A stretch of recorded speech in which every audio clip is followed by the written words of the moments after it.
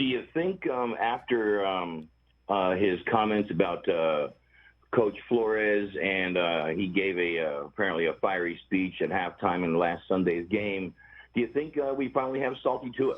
No, I think Salty Tua might be gone. To be honest with you, he's now paid Tua. He's now paid, Piz-Aid respected Tua. You know, and by that I mean the respect of his teammates and the respect of his organization to pay him the market value he earned.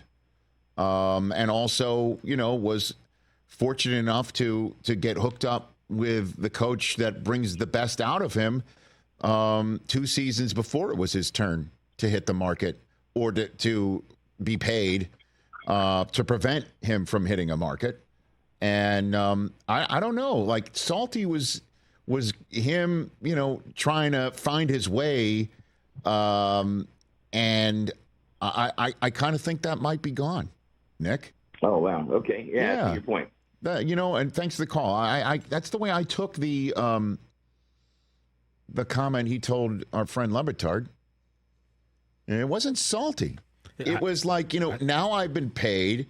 I am now paid in the manner in which I've been paid, which is the respect, because, you know, the financial aspect of it for a lot of players and for most, you know, Americans.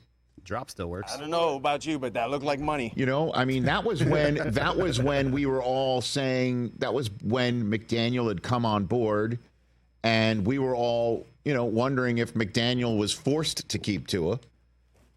That's the way, you know, the manner, you know, that was the entry fee for him to be hired, because, you know, he didn't have any head coaching experience. So the Dolphins took him off the, you know, the assistant staff of Shanahan, and everybody thought, well, I guess he has to stick with Tua.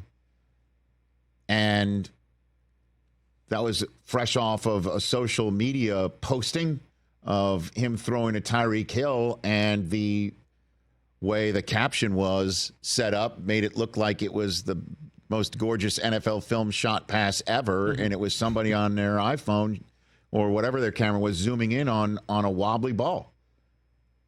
And then he threw another one later on, and that's when that drop was born. I don't know about you, but that looked like money. And so that's where Salty Tua was born, when people were still definitely in the majority of disrespecting him, and there may be a lot of disrespect still out there. But now he doesn't have to point to, you know, his upbringing or his inner fortitude or what he did at Alabama. Now he just points to his contract.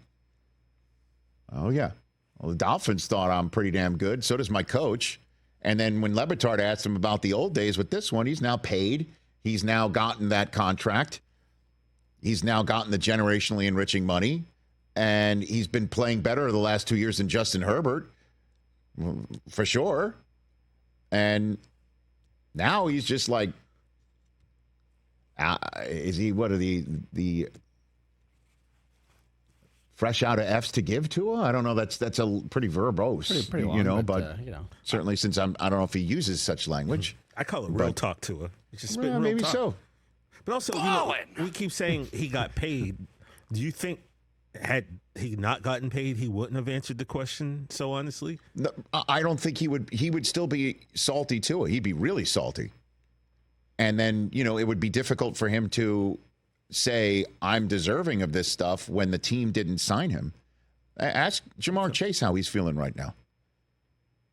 How respected he's feeling right now. And you ask anybody in the league who's one of the top 5 receivers in the league, they'll spit you back the name Jamar Chase. True. But how do you think he's feeling walking around that facility right now? So it changes. I don't think Tua would have been so free to saying what he was saying if he wasn't signed. He'd still be salty. But not anymore. Catch the Rich Eisen Show every single day on the Roku channel, 12 to 3 Eastern, for free.